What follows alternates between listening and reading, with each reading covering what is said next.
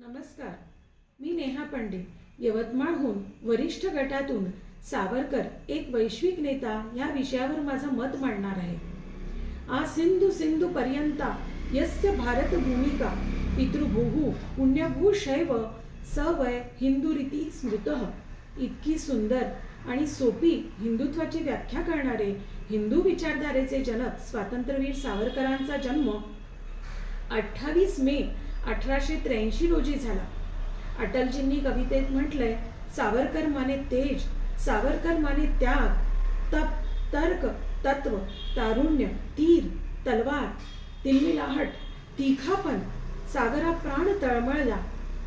सावरकर एक महान दृष्टा होते, समाज सुधारक होते, उच्च विद्याविभूषित, तत्वज्ञ, कणखर परंतु लवचिक व संवेदनक्षम नेतृत्व, सैद्धांतिकच नव्हे तर व्यवहारिक सुद्धा, आश्चर्यजनक रूपेण सहनशील, देशासाठी आतोनात यातना सहन करून देखील अलौकिक बुद्धी आणि अनन्यसाधारण प्रतिभा टिकवून ठेवणारे लेखक, कवी, नाटककार, भाषाविद, आंतरराष्ट्रीय आणि राष्ट्रीय मुद्द्यांची समज असणारे सावरकर आपसुकच या सर्व गुणांमुळे वैश्विक नेता म्हणून प्रसिद्ध झाले. फर्ग्युसन कॉलेजमधून कलास्नातक झाल्यावर राष्ट्रवादीचे श्याम वर्मा यांनी त्यांना बारेट लॉ करण्यासाठी लंडनला पाठवलं. तिथेच त्यांनी 1857चे स्वातंत्र्य समर हे पुस्तक लिहिलं. इंडिया हाऊसमध्ये त्यांची भेट व्लादिमीर लेनिन ह्याच्याशी झाली आणि रूसकडून त्यांनी बॉम्ब मॅन्युअल मिळवलं आणि हे भारतात पाठवणं सुरू केलं. पण त्यामुळे त्यांचे वडील बंधू बाबाराव यांना अटक करण्यात आली. पण एव्हाना ऑरबिंदो घोषनी बॉम्ब बनवण्याचे कुटीर उद्योग सुरू केलेले होते. सावरकरांना प्रॅक्टिसपासून वंचित केल्यामुळे मदनलाल धिंगरांनी विल्यम कर्जनला 1909 30 जून या रोजी गोळ्या घातल्या आणि सावरकरांची रवानगी अंदमानच्या जेलमध्ये झाली. अंदमानच्या सेल्युलर जेलमधील 7व्या तळावरील सॉलिटरी कन्फाइनमेंट, नारळाच्या काथ्या कुटणे, भर दुपारी तेल घाण्याला झुंपणे, भोजनामध्ये सापडणारे जीवजंतूंचे अवशेष ह्या पशुतुल्य यातनांमुळे सावरकर दुर्धर व्याधींनी पछाडले. विषप्रयोग देखील करण्यात आले, पण बाबारावांच्या सावधगिरीमुळे ते वाचले. ज्या ज्या जेलमध्ये राहिले त्या त्या जेलमधल्या पार्थिव भिंती या कागद झाल्या, बाभळीचे काटे लेखणी झाले, अनेक पुस्तके त्यांनी लिहिली. सावरकरांना माफीनाम्याबद्दल बदनाम करण्यात आले, पण जेलच्या शलाकांमागे असहायपणे जगणे यापेक्षा बाहेर येऊन देशसेवा करण्यासाठी त्यांनी मिळेल त्या संधीचा उपयोग करून घेतला. त्यांनी केलेल्या पिटिशननुसार सचिंद्रनाथ सान्याल, हेमचंद्र दास, पारिन घोष हे सर्व मुक्त झाले, पण त्यांचं पिटिशन प्रत्येक वेळी रिजेक्ट करण्यात आलं.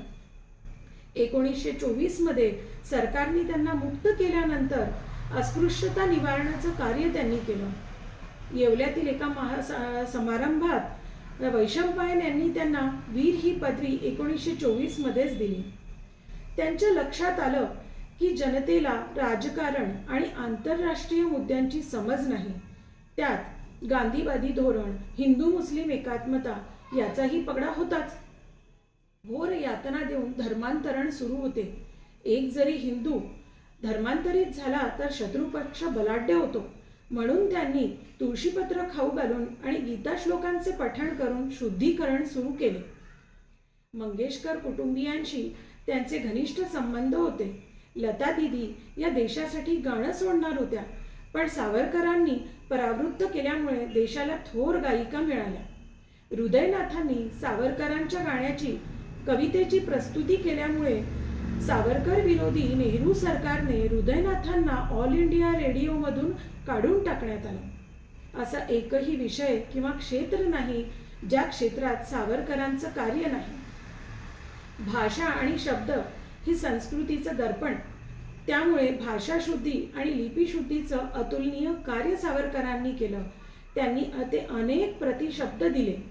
शहीद या अरबी कुराणमधला शब्द इस्लामिक युद्धात जेव्हा सैनिक मारल्या जातात त्यांच्यासाठी वापरला जातो.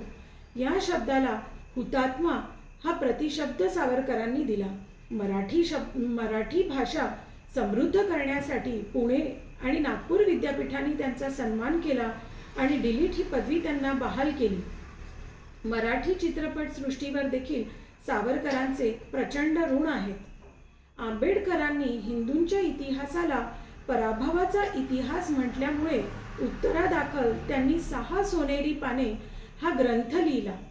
सावरकर हे सुविद्य ब्राह्मण होते, देशासाठी लढणारे क्षत्रिय होते. गांधीवादी अहिंसेचे धोरण त्यांना मान्य नव्हते.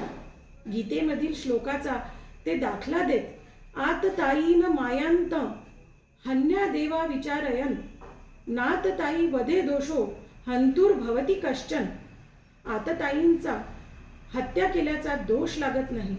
इंडियन पॅनल ॲक्ट 103 आणि 104 प्रमाणे जीव आणि संपत्तीची बचाव करण्यात हत्या झाली तर त्या हत्येचा दोष लागत नाही.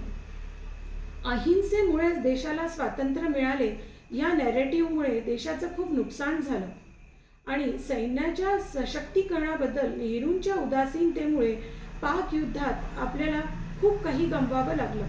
1962चा इंडो चायना वार देखील आपण हारलो. 1962 साली आत्महत्या की आत्मसमर्पण हे पुस्तक त्यांनी लिहिलं. म्हटलं, आत्महत्या ही निराश व्यक्ती करते, पण जो व्यक्ती जीवनाचा उद्देश पूर्ण झाल्यावर स्वेच्छेने देहत्याग करतो त्याला इच्छामरण म्हणण्यात यावं. त्यानंतर 2 वर्षांनी 1 महिना अन्न पाण्याचा त्याग करून सावरकरांनी 26 फेब्रुवारी 1966 रोजी देहत्याग केला, इच्छामरण पत्करले आणि या दिव्य महापुरुषाचा देह अनंतात विलीन झाला. संपूर्ण विश्वाला मार्गदर्शन करणारा या थोर नेत्याला माझं शतशः नमन.